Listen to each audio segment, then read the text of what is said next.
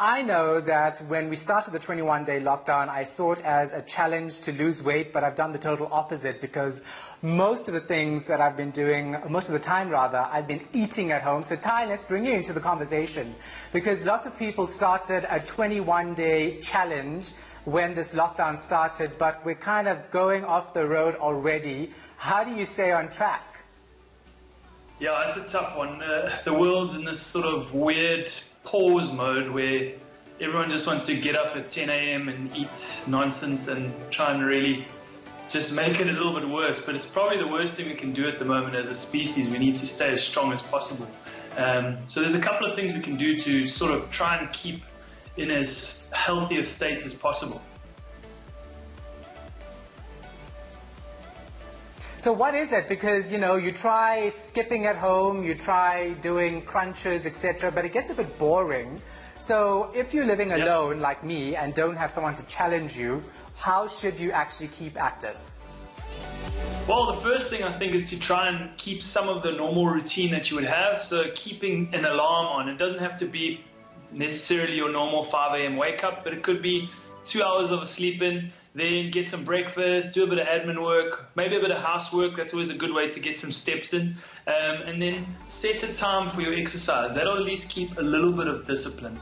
After that, I would say try and hook up with some of your mates via these sort of conference calls like we're doing. But maybe Zoom's another way that you can do that. And if you've normally got some running buddies, why not link up on a virtual class and do some of these sort of bodyweight workouts that are quite popular at the moment on social media and get involved. Yeah, so that's the important thing though, right? Because lots of people will have the excuse that, oh, I don't have the equipment, I don't have a skipping rope, but all you really need is your body weight. So how many reps should you do to actually break a sweat to make sure that you're burning enough calories? Oh, it's such a tricky question. We could talk for hours, but I know we don't have that. What I would suggest is trying to follow one program. I think a lot of guys are doing all these fitness challenges and try this workout, try that workout. But with all the anxiety that's going on in the world, the worst thing you can do is put your body under even more stress. So I'd say try and stick to one program. Just as a shameless plug, we do an online, free online program on our YouTube channel. From there, there's a bodyweight option with no equipment, and there's like odd objects that you find around the house, and very structured sort of strength plan and a little bit of a workout. Get a bit of a sweat so you feel a bit human again. Endorphins are our friend at the moment with all the stuff that's happening in the world. And then all of the junk food we eat in between the workout, is that counteractive or are we still getting some calories burnt?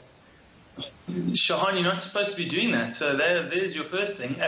I think we need to be keeping our immune systems as strong as possible. So if you're shoving junk food into your body and not exercising and lying around, you're setting yourself up for a bit of a problem down the line. This disease is attacking people with weaker immune system, as we know. So the best thing you can do is eat as healthy as possible. Try not to have any extra inflammation in your body. Keep your stress levels down by doing those exercise sessions every single day. And just try to eliminate as much of that nonsense as possible. Trying to get rid of sugar. Start there. Get rid of sugar for a week. Okay, we're into a week now. Let's next week get rid of sugar. We'll try our best. I'll speak to you 21 days later to see how I look. Tyron Hatch, of course, from Motley CrossFit in Cape Town.